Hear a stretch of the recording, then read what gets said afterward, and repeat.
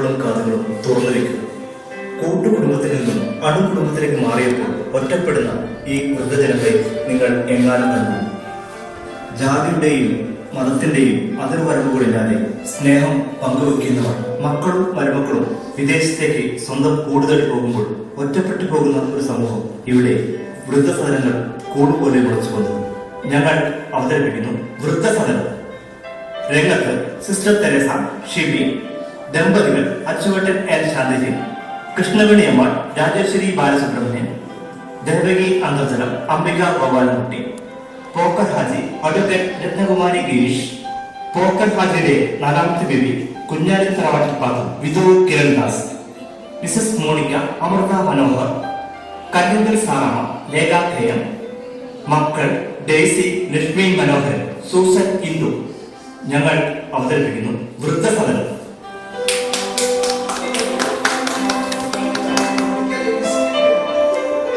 ഇത് sister Teresa. ജീവിതം സാമൂഹ്യ സേവനത്തിൽ ഒഴിഞ്ഞുവെച്ച ഇവിടുത്തെ അമ്മമാർക്കും മറ്റ് അന്തേവാസികൾക്കും ജാതി മത ഭേദമന്യേ സ്നേഹവിരുന്നൊരുക്കുന്നു.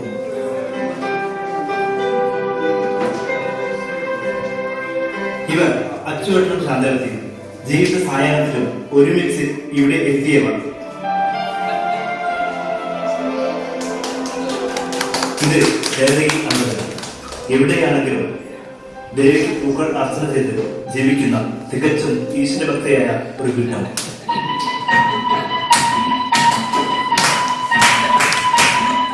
ഇത് പോക്കർ ഹാജി. വലിയ ഒരു ബിസിനസ് സാമ്രാജ്യത്തിൽ നിന്നും സ്വസ്ഥത തേടി തന്റെ നാലാമത്തെ ബീവി പാത്തുമയെടുത്ത് ഇവിടെ എത്തി. മറ്റു ബീവിമാർ പണത്തിന്റെ കണക്ക് പറഞ്ഞ് സ്നേഹം നൽകാതെ പണക്കൊഴുപ്പിൽ ജീവിച്ച് ഹാജിയെ പുറന്തള്ളി.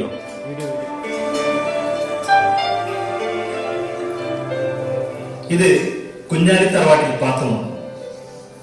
പോക്കർ ഹാജിയുടെ നാലാമത്തെ ബേബി. പ്രാരംഭത്തിൽ ജീവിച്ചവരെങ്കിലും സ്നേഹം കൈമുതലായവരും.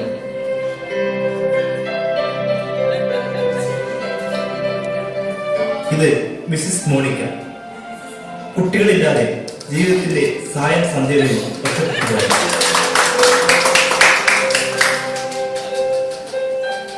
ഇത് കല്ലിങ്കൽ സാറാണ്. മക്കളും മരുമക്കളും വിദേശത്തെ പണം വരുമ്പോൾ സ്നേഹം നഷ്ടപ്പെട്ട് ഒറ്റപ്പെട്ടു പോയാലാണ് മാസത്തിൽ നിന്ന് പണത്തിനേക്കാൾ എനിക്ക് വേണ്ടത് ഒരിക്കൽ സ്നേഹമാണ് എന്ന് വിലപിക്കുന്നവരാണ്.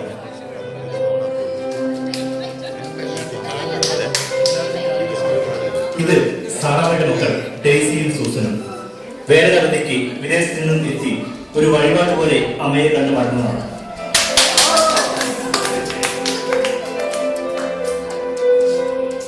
ഇത് കൃഷ്ണവേണി അമ്മ. വലിയൊരു അഗ്രഹാരത്തിൽ നിന്നും എത്തി സംഗീതത്തിൽ നിപുണയായ എപ്പോഴും കീർത്തനങ്ങൾ ഉരുവിട്ടുകൊണ്ടിരിക്കുന്ന ഒരമ്മ.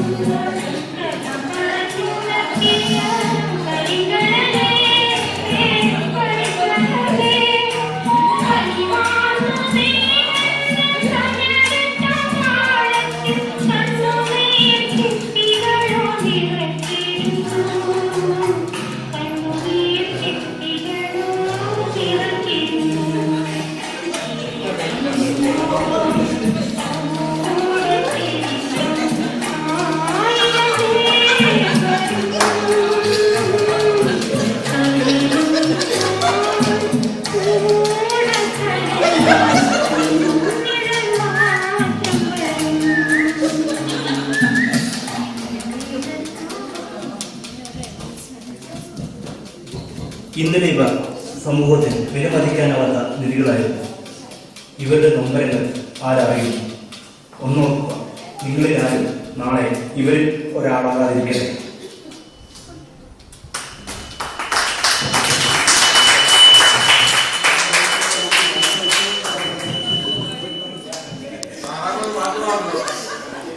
സാറാ